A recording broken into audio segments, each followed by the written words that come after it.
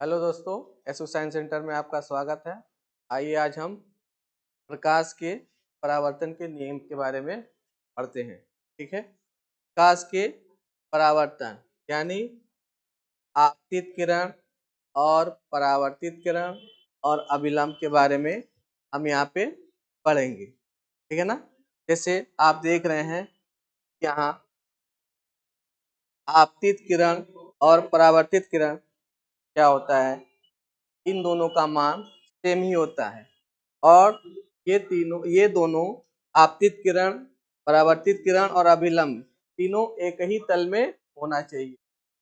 एक ही तल में, इसका ये मतलब है कि आपतित किरण का जो एंगल होता है और परावर्तित किरण का जो एंगल होता है वो आपस में बराबर होता है। हम ये कह सकते हैं आपतित किरण और अभिलंब के बीच जो कोण बनता है उसको हम आई यानी इंसिडेंट रे कहते हैं। इसको हम आई से डिनोट करते हैं। और परावर्तित यानी परावर्तन कोण जो होता है उस परावर्तित किरण और अभिलंब के बीच जो कोण बनता है यानी उसको हम reflected ray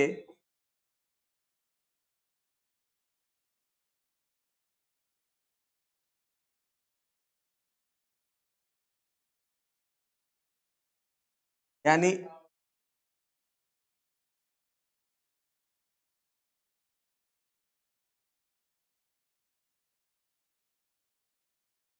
incident ray incident ray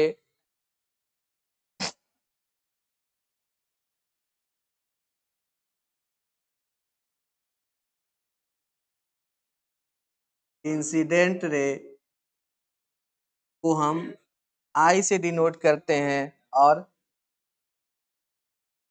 reflected ray को हम आर से रिप्रेजेंट करते हैं। इसका मतलब जो इंसिडेंट रे, जो आपतित किरण या जिसका आपतन कोण जो बनता है वो परावर्तन कोण के बराबर होता है। इस नियम से हम कह सकते हैं sine i equal to sine r, यानी इंसिडेंट रे और रिफ्लेक्टेड रे का जो मान होता है वो हमेशा कांस्टेंट होता है। कांस्टेंट का मतलब एकदम नियत रहता है। ठीक है, तो इसके जो दो नियम है, जैसे आपतन आपतन किरण और परावर्तन किरण का जो अभिलंब, तीनों क्या होता है एक ही तल पे वो रेखा रहती हैं और एक ही तल पे वो रेखाएं खींची रहती हैं। दूसरा क्या होता है, जो आपतन कोण होता है और परावर्तन कोण होता है उनके उनका जो मान होता है वो आपस में बराबर होता है। ये हमारा प्रकाश का भौतिकी में ये नियम होता है। आइए इसके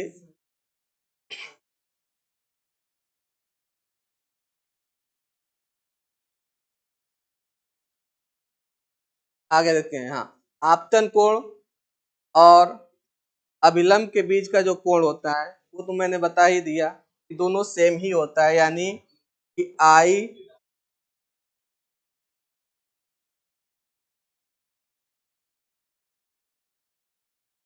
जो आई होता है और जो रिफ्लेक्टेड रे होता है उनका मान आपस में क्या होता है, बराबर होता है। इससे यह सिद्ध होता है कि जो आपतित कोण और अभिलंब के बीच का जो आपतन कोण है और परावर्तित किरण और अभिलंब के बीच का जो परावर्तन कोण है उनका मान क्या होता है, नियत रहता है। तो हम कह सकते हैं आई अपॉन आर, इसको हम नियत बोलते हैं या तो कांस्टेंट बोलते हैं।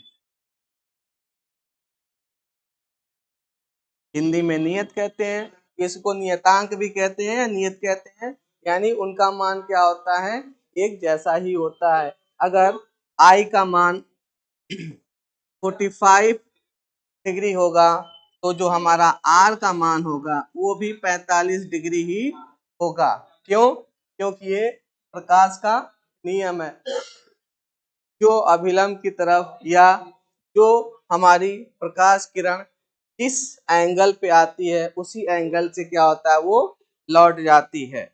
जिस एंगल से आती है, अगर हमारा प्रकाश का जो किरण होता है, हम बता दें, अगर ये बीच में क्या करते हैं, हम एक अभिलंब नॉर्मल, इसको नॉर्मल भी कहते हैं, उसमें अगर हम जिस एंगल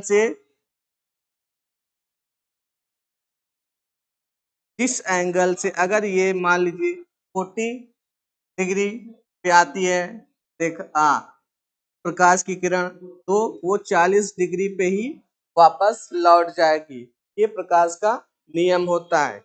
इसको रिफ्लेक्शन भी कहते हैं।